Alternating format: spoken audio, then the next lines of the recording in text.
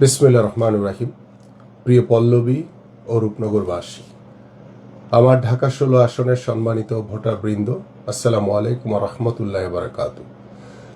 আমি আপনাদের সন্তান, আমি আমিনুল হক এই নির্বাচনে ধানের শীষ প্রতীকের প্রার্থী।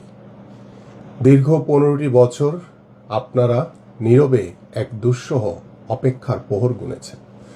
গণতন্ত্রের আকাশ মেঘে ঢাকা ছিল। আজ যখন বহু প্রতীক্ষিত নির্বাচনের তফসিল ঘোষণা হলো, তখন এ কেবল একটি তারিখ নয়, এটি আপনাদের অসীম ধৈর্য ও ত্যাগের প্রতিদান। আপনারা জানেন, আমাদের দেশনেত্রী বেগম খালেদা জিয়া আজ হাসপাতালে সুস্থ হতে লড়াই করছেন। কোটি কোটি মানুষের হৃদয়ের নেতা তারেক রহমান দূরে থেকেও নিয়মিত আমাদের প্রেরণা যোগাচ্ছেন।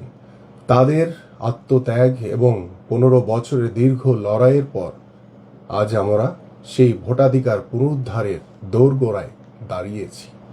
এই নির্বাচন শুধুমাত্র সরকার গঠনের নির্বাচন নয়, এটি হলো বাংলাদেশের মানুষের মালিকানা জনগণের হাতে ফিরিয়ে আনার নির্বাচন।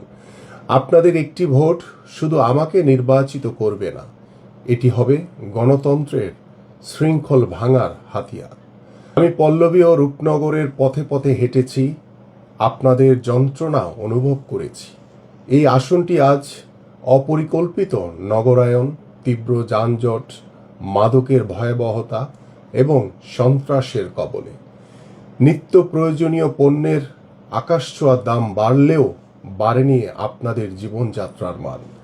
আমি চাই নিরাপদ, সন্ত্রাসমুক্ত এলাকা গড়তে, যেখানে আইনের শাসন থাকবে।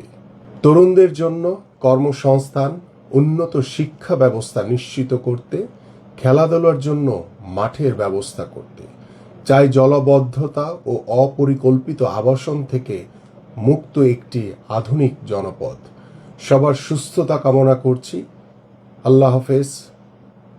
বাংলাদেশ জিন্দাবাদ। বাংলাদেশ জাতীয়তাবাদী দল বিএনপি জিন্দাবাদ।